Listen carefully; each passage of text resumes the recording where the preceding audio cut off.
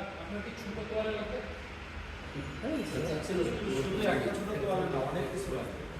আপনি একটা বলেন, আমি চেঞ্জ করেন সকালে, আপনি বেডবাদ দিচ্ছেন দুপুরে, এতে বেডবাদ দিকে যাতে রাবার শীট দিয়ে আসতে না কি করে কিছু হয় না, তখন কি চেঞ্জ করলাম আপনার ওগুলো কি চেঞ্জ করা লাগে এটা আমি বলে দিছি যেন সবার আকর্ষণ ওদিকে এটি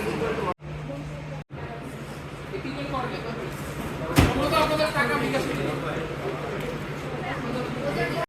সবাইকে আমরা ডেকেছি স্যার। আজকে তার ক্লোজিং অনুষ্ঠান আমরা জানি 16 তারিখ আমাদের এডিটে শুরু হয়েছিল এবং 20 তারিখ আজকে এডিটটা শেষ করেছেন আপনারা। সকল সচিব জনাব মোহাম্মদ গোলাম মুস্তফা স্যার উপস্থিত আছেন, রিপোর্টের উপপরিচালক প্রশিক্ষণ কিছু ব্যাচে আমরা 22 জন করে কিছু ব্যাচে 44 জনের আজকে আমরা সম্ভাব্য 29 তারিখে আমরা চেষ্টা করবো এমএসডি এর মাধ্যমে আমাদের আরপিএম ক্লাসের নিয়মটা পরীক্ষাটা প্রাথমিক পরীক্ষা 1 ঘন্টা করে প্র্যাকটিস করে যাতে এই কাজটা শেষ করতে পারি এবং এটা চর্চাটা অব্যাহত রাখতে পারি। আমি আর আমার বক্তব্য দীর্ঘায়িত করবো না, যেহেতু নিকট এরকম একটি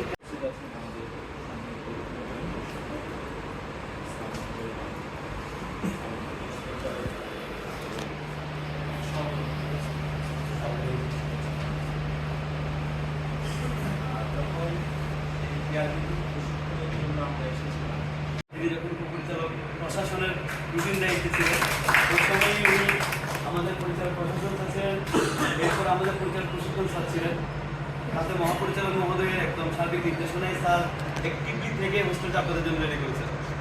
এরপরে যে রিসোর্স পার্সনরা দেখলেন যে রিসোর্স পুল, এই রিসোর্স পুলের জন্য প্রায় 1 মাস ধরে কাজ করে রিসোর্স পুলটাকে আপনাদের সঙ্গে উপস্থাপন করার জন্য, এবং সেই সাথে দেখা গেল কি বিভিন্ন সময় সকালে কালকে সকালে ট্রেনিং, দেখা গেল কি আজকে বিকেলবেলা বলছেন যে আমি কাল থাকবো, এরকম রিসোর্স পুলও কিন্তু ছিল। আবার সিচুয়েশনটাও খারাপ ছিল, কারণ রাজনৈতিক প্রেক্ষাপট দেখলেন আপনারা।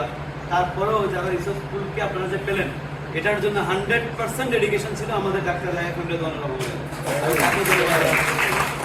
সেই সাথে আপনারা দেখেছেন বিভিন্ন সময়ে কোর্সে অ্যাক্টিভলি পার্টিসিপেট করে একজন মানুষ আমাদেরকে সাহায্য করেছেন, উনি ছিলেন আমাদের ডাক্তার গাজী শামসুল আলম স্যার। উনি এই কোর্সে স্যার আমি এর যে অনুরোধ করবো আমাদের উপপরিচালক প্রশিক্ষণ।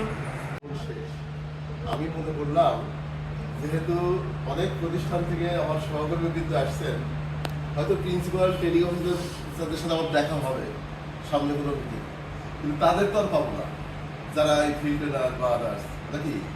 আমি অ্যাকচুয়ালি তাদের কাছ থেকে একটু বিদায় নিতে আসছিলাম। যাই হোক, বিনোদনকে ধন্যবাদ যে তিনি আমাকে দুটো কথা বলার শুরু করেছেন। এটা অত্যন্ত গুরুত্বপূর্ণ ট্রেনিং, সেটা আপনারাই বুঝতে পারছেন। তো আমি অনেক হাড়াহাড়ি বুঝতে পারতেছি মানে আমার এজটা এখন কোন দিকে যাচ্ছে, মানে একটু প্রবীণের দিকে যাচ্ছে, তাই না? প্রবীণ এবং বয়স্কের দিকে যাচ্ছে। এই যে একটা পরিবর্তন, এই পরিবর্তন কিন্তু মারাত্মক, বুঝলেন? স্পেশালি আমরা একটা জিনিস জানি যে একটা মানুষ যখন বয়স হবে তার মধ্যে কয়েকটা প্রবলেম দেখা যায় বয়স্ক ব্যক্তিদের। সেটা কি? একটা হলো শারীরিক, আরেকটা হলো মানসিক, আরেকটা সামাজিক, আরেকটা হলো অর্থনৈতিক। এবং এই 4টা সমস্যা মোকাবেলা করা একটা প্রবীণ ব্যক্তির জন্য দুরূহ হয়ে দাঁড়ায়। ওই সময় আমরা কি করি, আমাদের প্রবীণ ব্যক্তির চারপাশে যারা আছেন তারা তাদেরকে সহায়তা করে। সারা বিশ্বে অনেক জায়গায় এই সহায়তাটা রাষ্ট্রীয়ভাবে হয়, সেখানে তাদের অনেক রিসোর্স আছে, সম্পদ আছে। কিন্তু আমাদের দেশ যেহেতু করি, আমরা যেহেতু এখনো ডেভেলপিং অবস্থায় আছি, আমাদের রাষ্ট্রীয় সহায়তা তেমন নাই। আপনারা জানলে একটু আশঙ্ক হবেন যে একজন বয়স্ক ব্যক্তির জন্য রাষ্ট্র কর্তৃক এই দেশের ভাতা হলে কয় টাকা বলি জানেন কি? 600 টাকা। হয়তো সেটা কি জানি আপনারা আমাকে জানেন না। যে একটা 600 টাকায় একটা মানুষের, একটা প্রবীণ ব্যক্তির কি কোনো কিছু হবে? হয়তো কিছু হতে পারে, কিন্তু এটা কিছুই হবে না। এর অর্থ কি দাঁড়ালো? এটা অর্থ দাঁড়ালো, এবং এটা সবাই পায় না। এটা থাকলে যে জিনিস করে দেখানো সম্ভব, এটা একটা উদাহরণ হচ্ছে যেখানে কিন্তু আমরা সবাই পার্টিসিপেট করছি। বিশাল বিরোধী যদি প্রক্রিউরমেন্ট করে ল্যাবটা রেডি না করতো তাহলে কিন্তু এইটা কিছুই সম্ভব হতো। আপনারা জানেন যে এই জিনিসটা আমরা প্রথমে ফরিদপুর আর কুমিল্লায় অ্যারেঞ্জ করতে চেয়েছিলাম, অনেকেই জানেন। হেড অফিসে একটা ল্যাব স্থাপন করা, এরকম একটা ট্রেনিং আয়োজন করার জন্য কিন্তু হিউজ অ্যামাউন্টের রিসোর্স লাগে, আপনারা দেখেছেন সবাই। এটার জন্য পুরো কৃতিত্ব হচ্ছে আমাদের ফুল রিপোর্ট টিমের।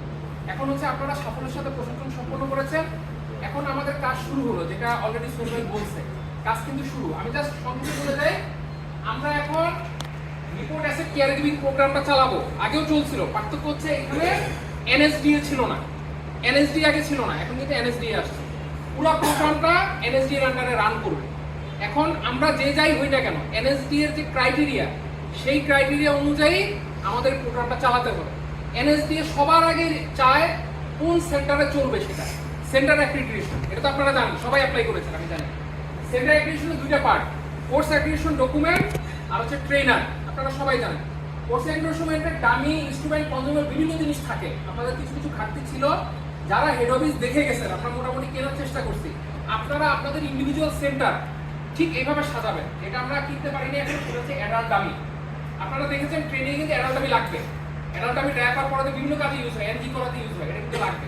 আর হচ্ছে বেবি সিপিআর, এটা অনেক সময় লাগে, এটা আমরা ইয়ে করবো। আপনার এত আনন্দের সংবাদ হচ্ছে আমাদের যে ডিপিপি, আমাদের ডিপিপি কিন্তু অ্যাপ্রুভ হয়েছে। আমরা আশা করতেছি খুব নিয়ারেস্ট ডিসেম্বর অথবা জানুয়ারির মধ্যে আমরা টাকাটা ছাড় করতে পারবো। এখন বাকি ছিল ট্রেনার, যেটা আমি আপনাদের জন্য হাইলাইট করতে চাচ্ছি। ট্রেনার অ্যাক্রিডিটেড হতে গেলে, ট্রেনার অ্যাক্রিডিটেশন ছাড়া কিন্তু আপনার সেন্টার অ্যাক্রিডিটেশন দিবে না। সেক্ষেত্রে নিপোর্টকে বাইরের ট্রেনারকে দিয়ে কোর্স চালাইতে হবে, আমরা সেটা চাই না। আমরা চাই নিপোর্টের ট্রেনার নিপোর্টে কোর্স চালায়। এটার জন্য দুইটা জিনিস লাগবে আপনার, একটা হচ্ছে স্কিল পার্ট, যেই কোর্স চালাবেন সেইটা। আমরা এখন কি কোনটা চালাবো? Care giving level 2, general care giving, তাহলে আমাদের লেভেল 2 সার্টিফিকেট লাগবে। আরেকটা কি লাগবে? আমরা যদি ট্রেনার হতে চাই, সিবিটিএ, পেডাগজি ট্রেনিং, যেটাকে আমরা টিউটি বলি, এক ধরনের টিউটি। পার্থক্য হচ্ছে স্কিল পার্টটা এখন 3 মাসে করতে হয়, যেটা আমরা 4 মাসে করাইছি ওটা 3 মাসে করতে হয়। আমাদের পক্ষে কি 3 মাস করা সম্ভব? সম্ভব না। যে কারণে আমরা যাব recognition of prior learning, RPL method. RPL মেথডের নিয়ম হচ্ছে আপনাকে 2 দিন বা 3 দিন ওরিয়েন্টেশন দিবে। এই যে আমাদের এখানে 5 দিন যেরকম হয়েছে, শনিবারে পরীক্ষা হবে, আমরা ওই মেথডে যাব। আমরা আশা করতেছি 29 অথবা 30 তারিখ এই মাসে যদি আমরা সুযোগ পাই, আমরা পরীক্ষাটা আয়োজন করবো ফরিদপুর অথবা কুমিল্লায়। যদি এর মধ্যে মানিকগঞ্জ এবং গাজীপুর অ্যাপ্রুভাল পেয়ে যায়, মানিকগঞ্জ এবং গাজীপুর অ্যাপ্রুভাল পেয়ে যায়, তাহলে আমরা ওই দুটো পরীক্ষা এখানে করাবো। এতটুকু ক্লিয়ার সবার? ভাগ করে দেবো ওটা, হ্যাঁ না, ওটা ভাগ করে দেবো। আমাদের টোটাল আগের ব্যাচে করছে 50 জন, এখন করছে 44 জন, তাহলে কত হলো? 94। 94 কে আমরা 4টা ব্যাচে ভাগ করবো। অ্যাকচুয়ালি একজন অ্যাসেসর 12 জনকে অ্যাসেস করে, তাহলে 24 জনের জন্য লাগবে 2 জন অ্যাসেসর। এটা আপনারা বুঝে নেন। এটা হলে আমাদের মূল টার্গেট ছিল সিবিটিএ। এটা বেসিক্যালি অফলাইন এবং অনলাইন। অনলাইনে করা যায় প্রতিদিন 3 ঘন্টা করে, কিন্তু 10 দিনের 2টা স্লট আছে। সিবিএ 1 to 5 যেটা, এটা 10 দিন করতে হয় ফেস টু ফেস। আবার সিবিটিএ যেটা 6 থেকে 11, এটা করতে হয় 10 দিনের ফেস টু ফেস। আমি যতটুকু ইনফরমেশন পেয়েছি, আরপিএল এর ফান্ডিংও অ্যাসেপ্ট করবে, সিবিটিএ ফান্ডিংও অ্যাসেপ্ট করবে। আরপিএল এর টাকা ব্যাচ দিয়ে দিবে আমাদেরকে। আমরা যেখানে পরীক্ষা আয়োজন করব, সাপোজ ফরিদপুর আর কুমিল্লা যদি দেয়, তাহলে ইমরান স্যার আর সোহেল ভাইকে টাকা দিয়ে দেওয়া হবে, আরপিএল তারা অ্যারেঞ্জ করবে। কিন্তু সিবিটিএ যেটা, এটা এভাবে করা যাবে না। এটা করতে হবে ঢাকায় টেকনিক্যালে আছে ডিটিটিআই, ঢাকা টেকনিক্যাল ট্রেনিং ইনস্টিটিউট। এইখানে এই লেভেল 4 এ কোর্সটা হয়।